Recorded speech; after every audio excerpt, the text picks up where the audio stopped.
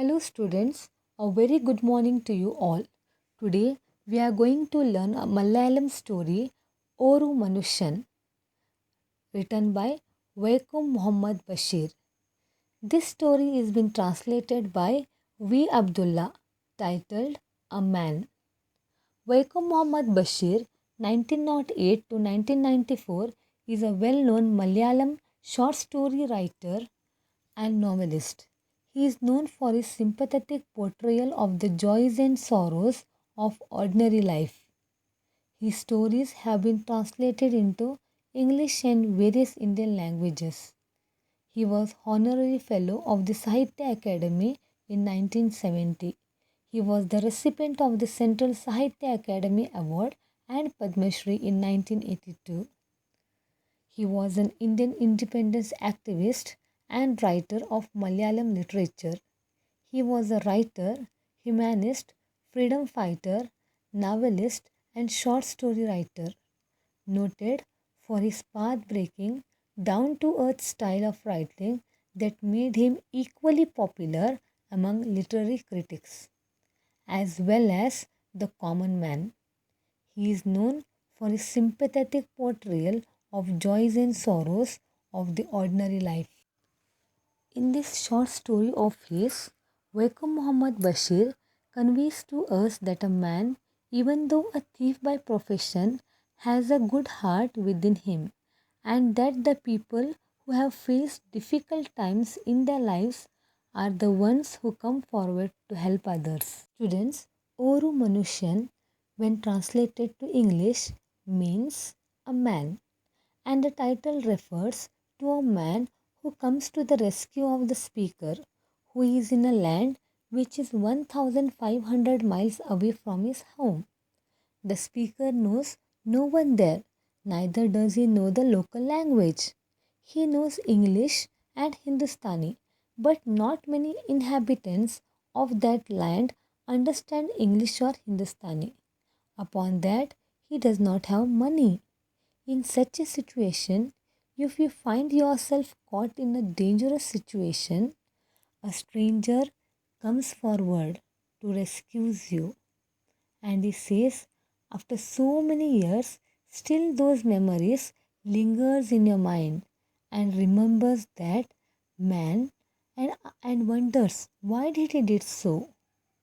Now the writer opens up the suspense and says that it is I, not you, who remembers the man. That means the writer, he narrates his own experience. Writer has vague notions about human beings. He considers that people around him are notorious and cruel, and their main aim was to send money by fair or foul means. Murder, robbery, and pickpocketing was at daily occurrences of that place. Most of them were sadists who seek pleasure by hurting or humiliating other people.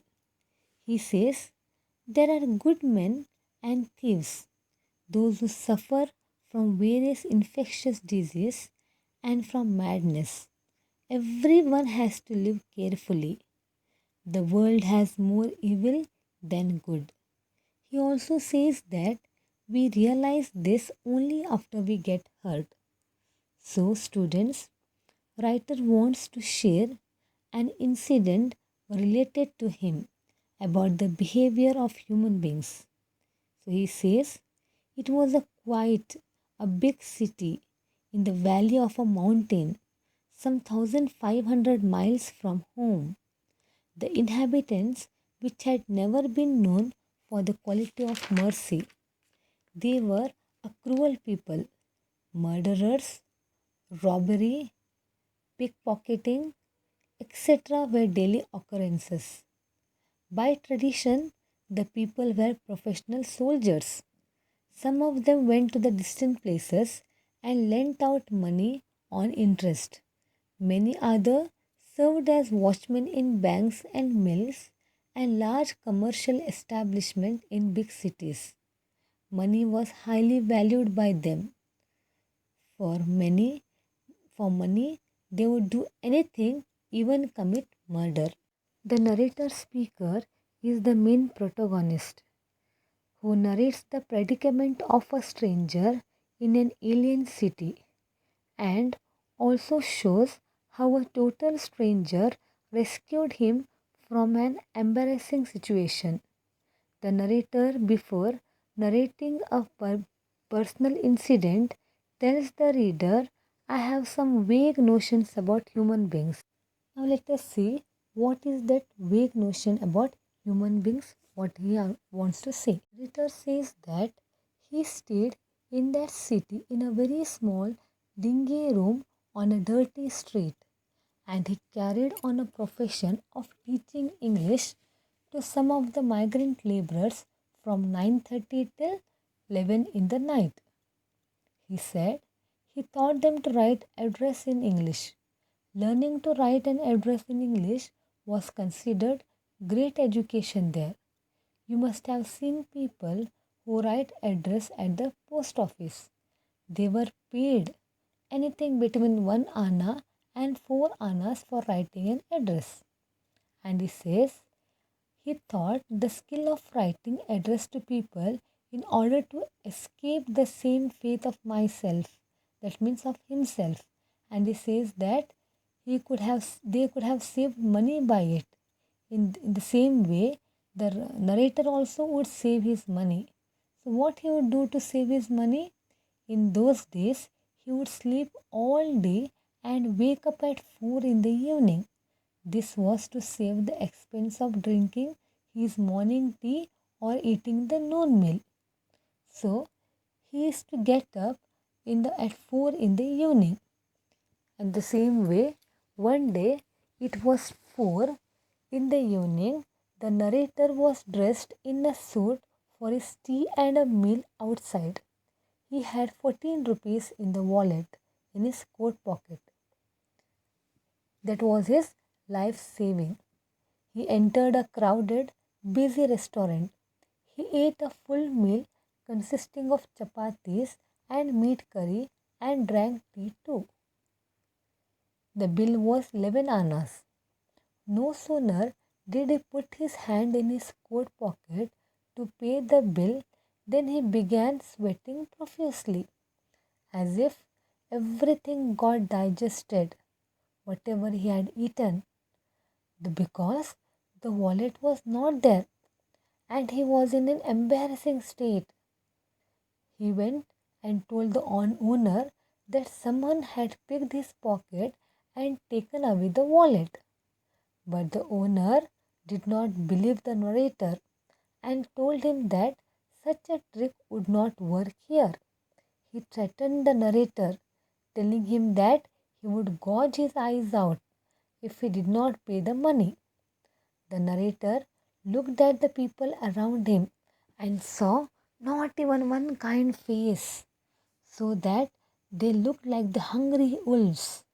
The restaurant owner asked the narrator to take off his shirt, shoes, and trousers when he was not able to pay the money. The narrator thought that the idea of the restaurant owner seems to strip him, gouge him out his eyes, and sent him out naked. The narrator told that he had nothing on underneath, and everybody started laughing there. This was the embarrassing experience of the narrator at the restaurant. Then he heard a voice, Stop, I shall pay the money. Everyone turned in the direction of the voice. There stood a fair complexioned man, 6 foot tall, with a red turban and white trousers. He sported a handlebar mustache and had blue eyes. Blue eyes were quite common at this place. He came forward and asked the restaurant keeper how much he must pay. The restaurant keeper said 11 annas. The man came forward and paid the money. But he was the man who had picked the wallet from the narrator's pocket and paid the restaurant owner the bill of 11 annas. and avoided the humiliation of the narrator. He later made the narrator wear his clothes and took him away. When the narrator praised and thanked him, the stranger just laughed. The narrator was surprised and asked the man his name. The man replied that he didn't have a name, and so, on hearing this, the narrator himself gave the man a name, Mercy.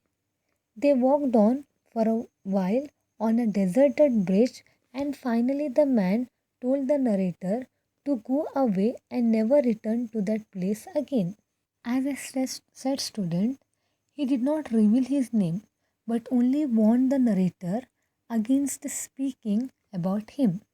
The stranger showed 5 wallets to the narrator, out of which one was the narrator's. The stranger told the narrator to check whether his money was intact, and he wished him good luck. The narrator here had mixed feelings about by now. It was clear that his humiliation at the restaurant was due to the strangers picking his wallet and rendering him helpless. But he was also thankful to the right moment without subjecting him to the humiliation of standing stark naked in front of all the people. He realized that the stranger had undergone a transformation during his own interaction with the restaurant owner. This made him say at the end, "May God help you," and live without saying anything more to the stranger. The narrator got his wallet and left the place.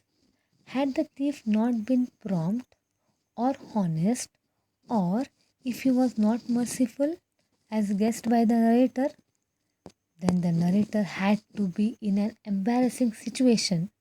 So, students, all is well that ends well.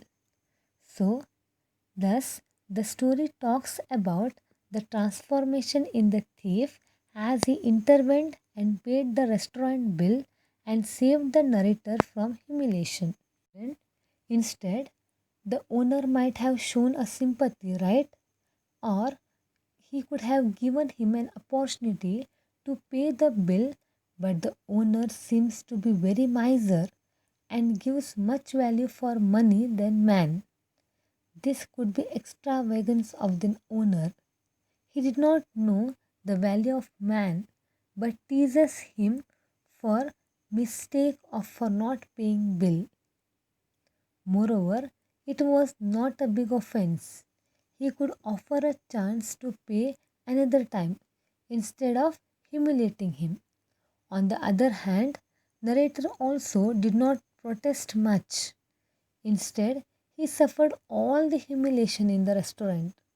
At the time, a stranger with great humanity offered help to the narrator to pay his bill. The stranger might have got a transformation by observing the humiliation on the narrator, so he realizes his mistake of stealing his wallet and offered it with great help. Students, in the conclusion part, as I said you, the story is about the transformation of a pickpocketer into a more considerate and human person. Thus, we can see that the pickpocket helps the narrator not only at the restaurant but also outside by returning the purse. This is how the act of kindness gains insignificance. First of all, the pickpocket is good enough to help the man who faces humiliation as he has lost his purse. Secondly, he is kind enough to return the purse. Thirdly, the 11 annas that he pays is not the narrator's money but his own. This shows the transformation of a man. Thank you, students. Hope you like this video. Have a nice day.